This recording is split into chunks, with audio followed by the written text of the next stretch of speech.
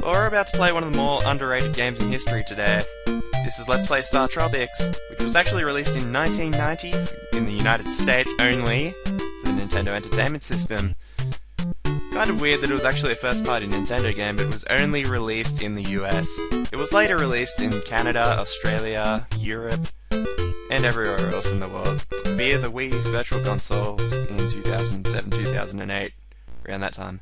I don't know the actual date that was released in the Virtual Console, but correct me if I'm wrong with that.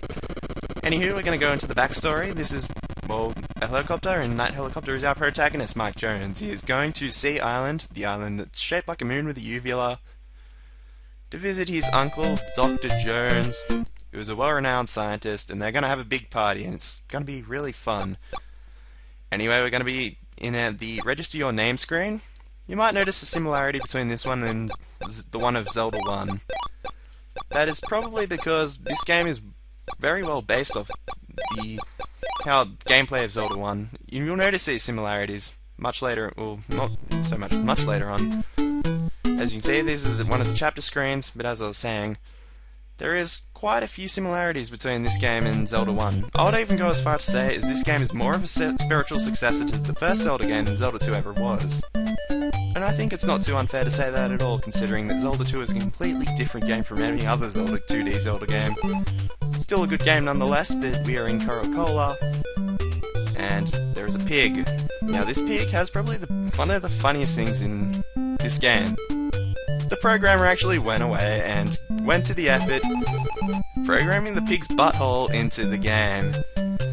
Also, as you are noticing, I am talking to pretty much every single person in the town, which is something I generally don't ever do. I only really ever talk to the people of importance. Unfortunately, this game suffers from a thing I like to dub StarTropics syndrome, which is a thing which really gets very grating in this game. Something I don't really like, because I don't really care about the people's shenanigans. But I guess it's alright for some sort of storyline development, even though there's no real storyline. This game is very lighthearted, doesn't take itself seriously at all. As you can tell with the whole tropical theme, and you'll see what the main weapon is very shortly, and you'll pretty much tell that it's probably a non-serious game. This StarTropics syndrome thing can be really grating, especially because there's just a lot of fluff talking, saying, like that Miss Coral 1990 going on, "Do you think I'm pretty?" No, just, you're a pixel. Just please, I'm trying to get through this thing. So Mike Jones is also a star baseball player, and he can apparently pitch quite well. But anyway, we're going to visit the chief, because there's some weird party thing. He's a good friend of the uncle of Mike Jones, Dr. Jones, and he has horrible William Shatner complex. Shame he doesn't go and sing Rocket Man. That would have been pretty awesome. I think that was out by then anyway, that whole Rocket Man saga when he did that spoken word singing. Anyway, he goes on about how we have to rescue Dr. Jones because he's been abducted by God knows what, and I don't know why.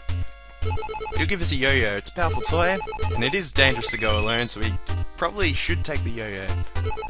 Now, this yo-yo would be called something else if you're playing on the remake. It's called the Island Star. Why is it called the Island Star? Well, this game was released in Canada, and Canada, believe it or not, has copyrights to the word yo-yo. Nintendo could not use yo-yo in the remake of the game. They had to change the name. Because of the silly Canadian government. Canada, I'm kind of ashamed with actually electing a government that would go as far as to copyright a yo-yo. It's a kid's toy, seriously. Anyway, this woman kind of creeps me out. She'll basically tell us we have to take the test of island courage, and like the North Star, and sailors and Southern Cross and what have you. All the constellations with the rainbow, and just a whole bunch of yabbering on like old witch doctors would. Anyway, we are gonna have to refrain from turning the data off. For the love of God, refrain. Now here's the horrible similarities to Zelda Dungeon Mode. First thing I want to say is, you like the music? Good, get used to it. This pretty much takes up the entire... half the game is this song, or this soundtrack. As you can see, Mike can shoot a yo-yo, he can also jump. And he also controls very poorly, something I really don't like. These slugs you can take care of pretty easily. They go down in one hit, they're slow as balls. Mike cannot move diagonally, that's a bit of a shame. And however we're going to get through this room, I don't see any real exit to that. Ah yes, the switch puzzles. Switch puzzles are a thing that are, well, very big in StarTropics. It is a lot of, much like a block puzzle in a normal Zelda game or something, these switch puzzles pretty much encompass a lot of the dungeon puzzles and what have you. And why are these rats spinning around in circles? They must really be driving themselves insane by doing that.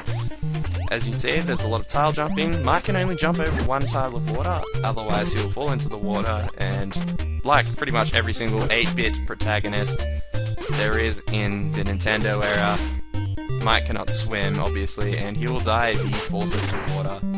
Which is a bit of a shame, really. Because it would be nice if he could swim, you know, it's StarTropics, it's a game based in the ocean, or tropical islands in the ocean.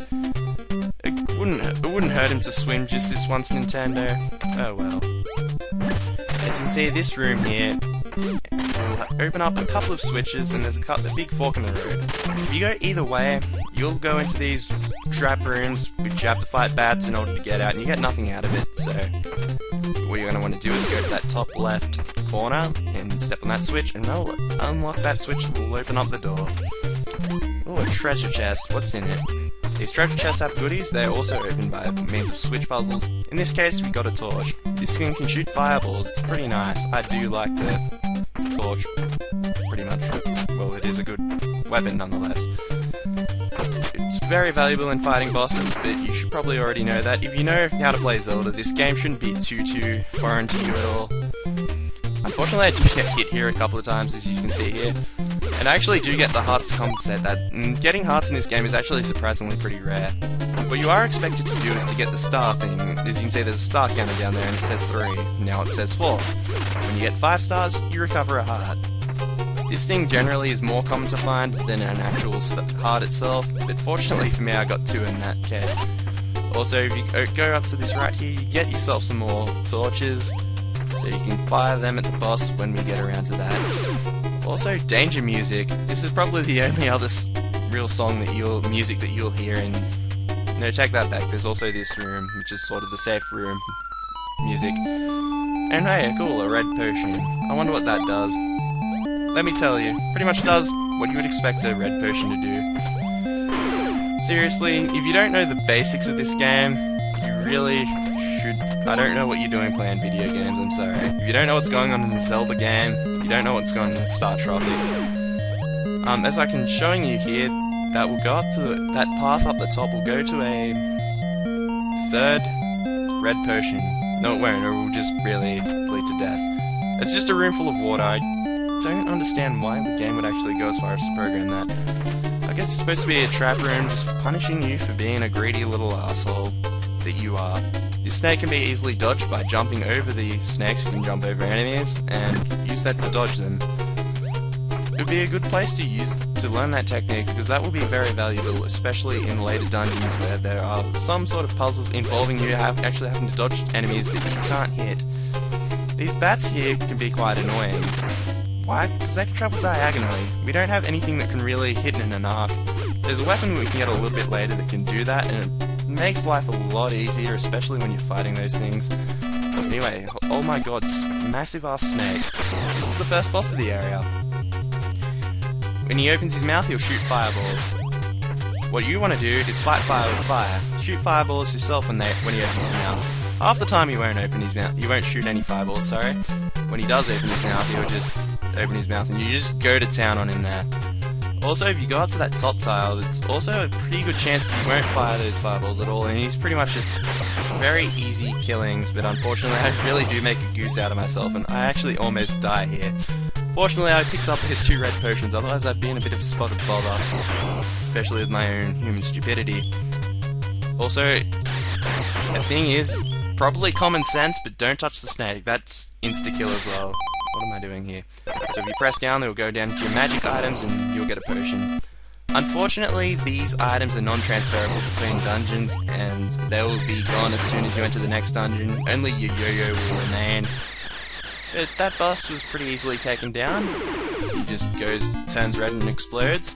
And now we're in the very happy victory dance music, where we celebrate our victory over the evil snake of CoralCola Island. And even a staircase to help us out. Well, isn't that convenient? And a tunnel. Also, as you can see, the score here will reflect on how few enemies, believe it or not. You'd think that there would be more enemies the higher the score, but no, if you kill more enemies, your score will be lower for the dungeon. It doesn't really make any difference anyway, it's just a thing, I guess. I just like getting a high score. Anyway, this is Dr. Jones' good friend Babu and his assistant. He'll give us the ID code to get into the subsea, which is a submarine which we'll probably be using to travel throughout the game, as we need to find a way to find Dr. Jones. So conveniently enough, he does have his submarine. Conveniently enough, Mike knows how to operate a submarine. Don't know how that works. And hey, it's Rob. Hi Rob, how are you? Rob is the little computer thing that runs this thing. And with that, we're going to be leaving Sea Island. So a heartfelt goodbye from everybody. So next episode, we're going to be starting Chapter 2, which is called Dolphins. And we'll be doing a story about saving a dolphin, which will be quite fun. So I thank you all for watching, and I'll see you guys then. Good night, everybody.